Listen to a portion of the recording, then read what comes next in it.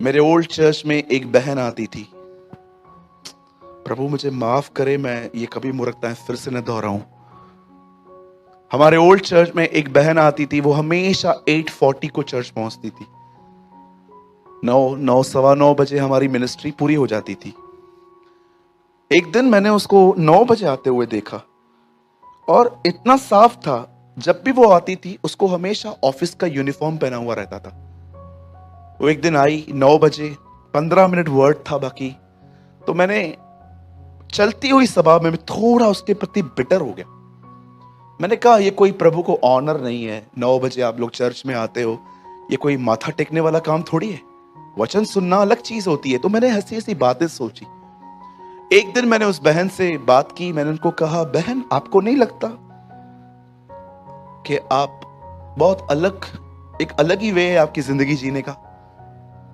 वो बेचारी चुपचाप से सुन रही थी मेरी बातें। मैंने कहा ये ठीक नहीं है, आप 9 बजे चर्च में आते हो, 8:45 अपनी मर्जी है, चर्च 7 o'clock लगता है, और कौन सा हम चर्च में रोज मिलते हैं, हफ्ते में 2 दिन ही मिलते हैं हम, आपको आना चाहिए, ये वो मैंने मूर्खों की तरह 15 मिनट भाषण दिए उसको। और सब हो जाने के बाद उसने मुझे एक बात कही, बोला भैया मैं आपको एक्सक्यूज नहीं देना चाहती, मैं मुंबई में जॉब करती हूँ, मुलुंड में।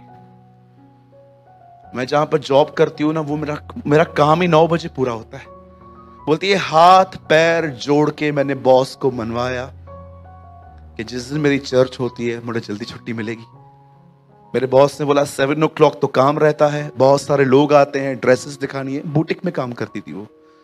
चलो एक काम करो, मैं आपको 6 बजे नहीं छोड़ सकता, आप एक काम करो 7:30 निकला करो।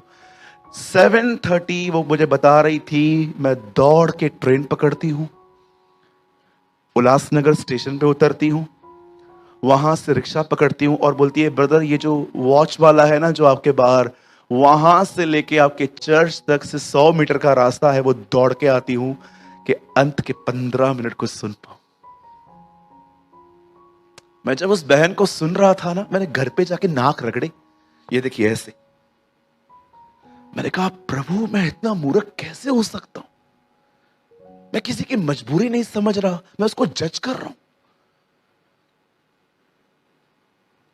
आप में से कितने लोग हैं मुझे बताइए, आप अपने प्रभु के सामने रोते हैं, उपवास करते हैं, फास्टिंग करते हैं, उसे ढूंढते हैं मात्र एक बात के लिए कि आपके अंदर, आपके भीतर जो न्याय करने वाला मन है लोगों के प्रति, उससे आपको छुटकारा मिले। कुछ देखेंगे जजमेंट पास, कुछ देखेंगे judgemental O judgement.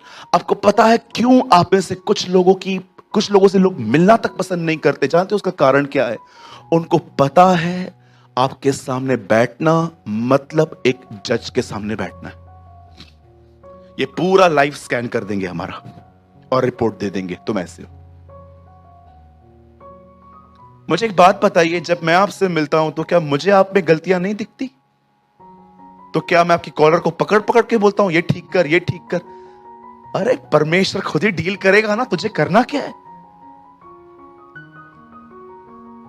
Do you know, परमेश्वर जानता था अगर दाऊद के ऊपर लीडरशिप के बाद मैंने उसको ऐसी सेवा दी ना, ये बड़ी बड़ी मूर्खताएं करेगा। इसलिए परमेश्वर ने उसे 13 साल तक उसके अंदर धीरज पैदा किया, ताकि जब वो यहां पर खड़ा हो ना, वो सिर्फ लोगों के बिहेवियर्स को नहीं, वो परमेश्वर का प्रचार कर पाए। यही कारण है, आपने देखा होगा लगभग सभी चेले 30 के बाद चुने गए हैं।